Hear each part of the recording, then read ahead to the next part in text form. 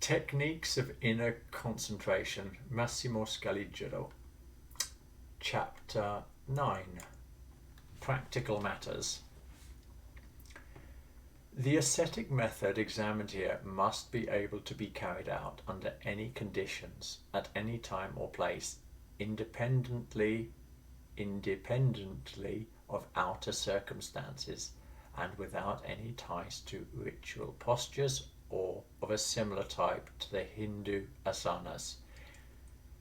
It is, however, useful to remember a few vital rules. An upright position, standing or sitting, is the most suitable for the exercise of concentration or meditation. The upright position should not cost any effort, because the state of relaxation of the body is an essential contributing factor.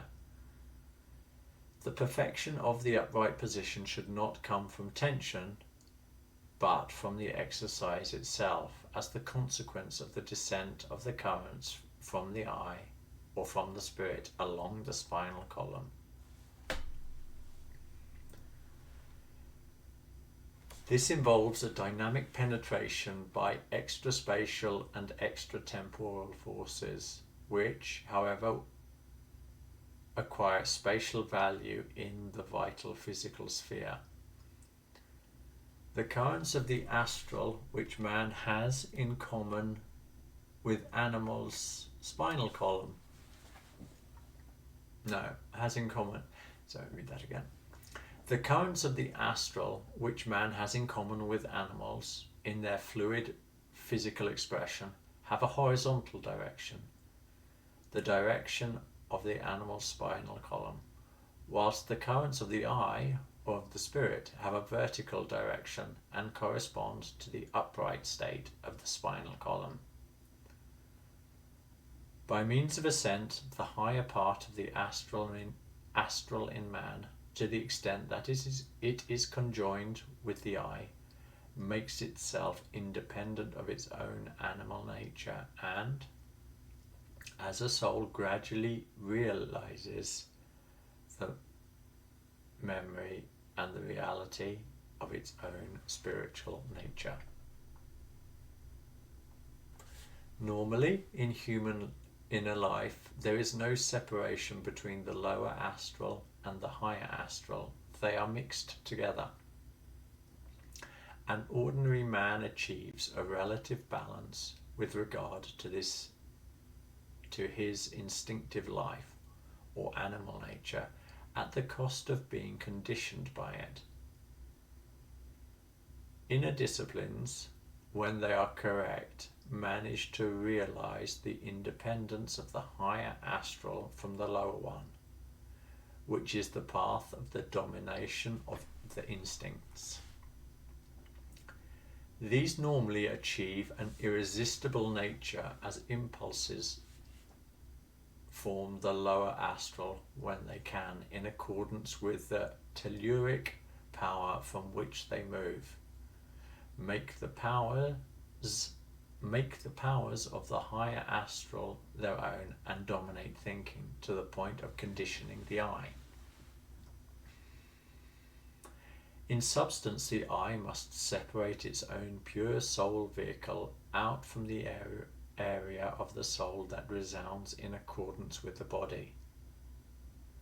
Thanks to this separation, the eye can manage to seize the forces of the soul that are rooted in the telluric body, the most powerful ones in the magical sense. The disciple must be able to carry out the exercises in any outer conditions, walking or motionless, standing, sitting, lying down, tied up, head down, etc. But if we want to derive the best from an exercise, a few minimum rules must be observed, amongst which are those of the upright but not rigid position of the thorax. Only at an advanced stage of development can we resort to a position that is technically prescribed for operational purposes, supine, the head almost vertically lifted up, using at least 2 pillows. In this way, he is at the centre of the forces. He can receive the solar currents from the eye and at the same time operate with the lunar currents of the astral body in order to achieve that synthesis that is the basis of the magical opus. This position is especially useful for the exercises that involve the motor will, dynamizing the currents of the etheric body and the connection with the force that is called the light of life. The separation between the higher astral and the lower astral implies a responsible presence of the eye in everyday experience on the part of the disciple, more than ordinarily occurs, to the extent that the lower astral starts to miss the stability it usually has thanks to its being mixed in with the higher astral and its possibility of conditioning it. In reality, the instincts start to miss their usual soul feeding. Therefore, where they are not helped by determined impulses of reintegration, they start to demand this feeding energetically, showing that they await a moment of decreased surveillance by the eye in order to unleash themselves with unusual violence.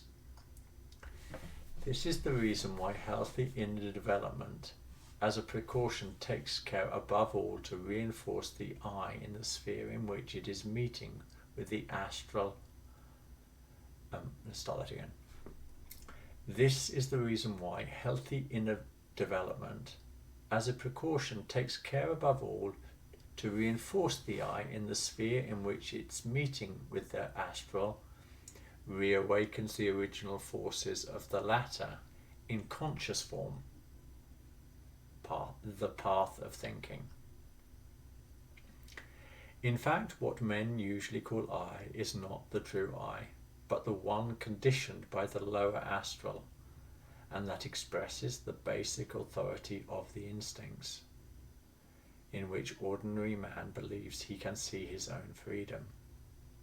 For this reason, the path for the development of the I can be defined as selfish, whilst the true selfishness lies precisely in the absence of this development. Before the birth of the I, there was no central force in the soul able to overcome subjective limits and to plunge devotedly into the reality of others, into the reality of the world.